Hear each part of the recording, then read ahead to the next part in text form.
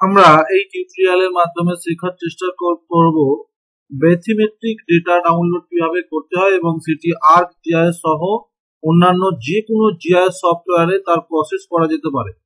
তো এর জন্য আমাদেরকে যে কোনো সার্চ ইঞ্জিনে আমরা যাব এবং সার্চ ইঞ্জিনে গিয়ে আমরা এখানে সার্চ করব GEBCO ডেটা ডাউনলোড। এটি যে কোনো লিঙ্ক আমরা এখান থেকে ক্লিক করব। এখানে আমরা অফিসিয়াল যে ওয়েবসাইট রয়েছে তা ইন্টারফেসটি দেখতে পাচ্ছি এবং এটি দেখার পরে আমরা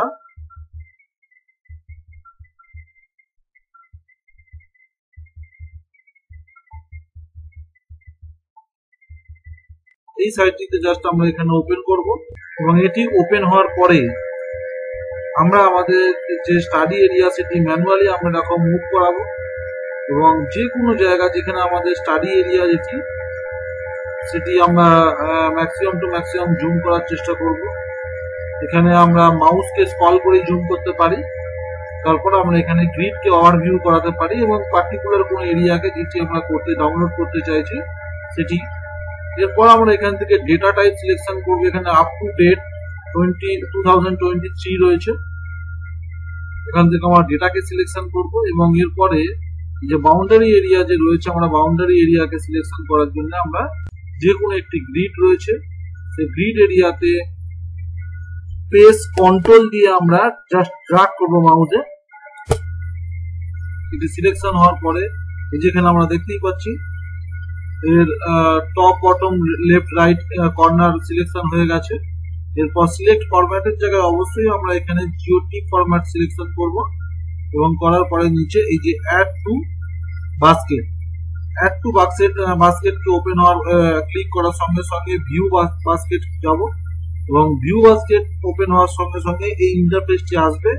মনে রাখতে হবে যখন আমরা ফার্স্ট টাইম এটি করব আমাদের আইপি অ্যাড্রেস ফার্স্ট টাইম এটিকে ট্র্যাক করবে তখন এখানে আমাদের একটি ইমেল আইডি কে শো করবে, মেল আইডি, এবং ইমেল আইডি সেকেন্ড টাইম থেকে এখানে ডিরেক্ট ডাউনলোড করা যাবে কিন্তু ফার্স্ট টাইম এখানে একটি ইমেল আইডি শো করবে এবং ইমেল আইডি দেওয়ার পরে আমরা সেই ইমেল আইডি থেকেই কিন্তু লিঙ্ক অপশন ডাউনলোডের লিঙ্ক থাকবে, লিঙ্কটি ডাউনলোড করব।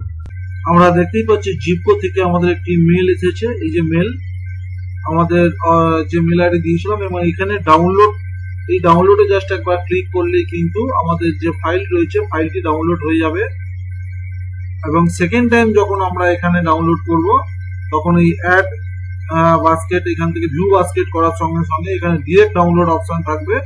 এটি আমরা এখানে ডাউনলোড মারলেই চলে আসবে এবং ফাইল আমাদের অলরেডি ডাউনলোড করা রয়েছে এবং ডাউনলোড করা ফাইলের উপর আমরা রাইট ক্লিক করব।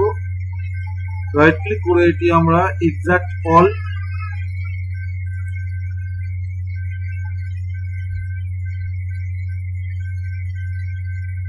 এবং এক্সাক্ট হয়ে যাওয়ার পরে এখান থেকে আমরা ডবল ক্লিক করবো এবং এই ফাইলটাকে আমরা কপি করে আমাদের ArcGIS কানেক্টেড ফোল্ডারে গিয়ে পেস্ট করব।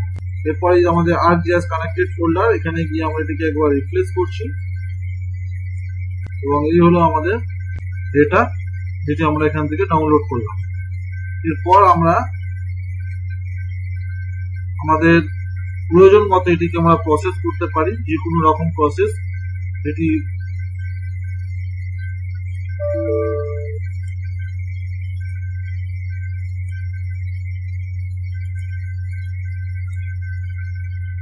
আমাদের ডেটা ম্যাথমেটিক ডেটা, এটি আমরা ডাউনলোড করলাম।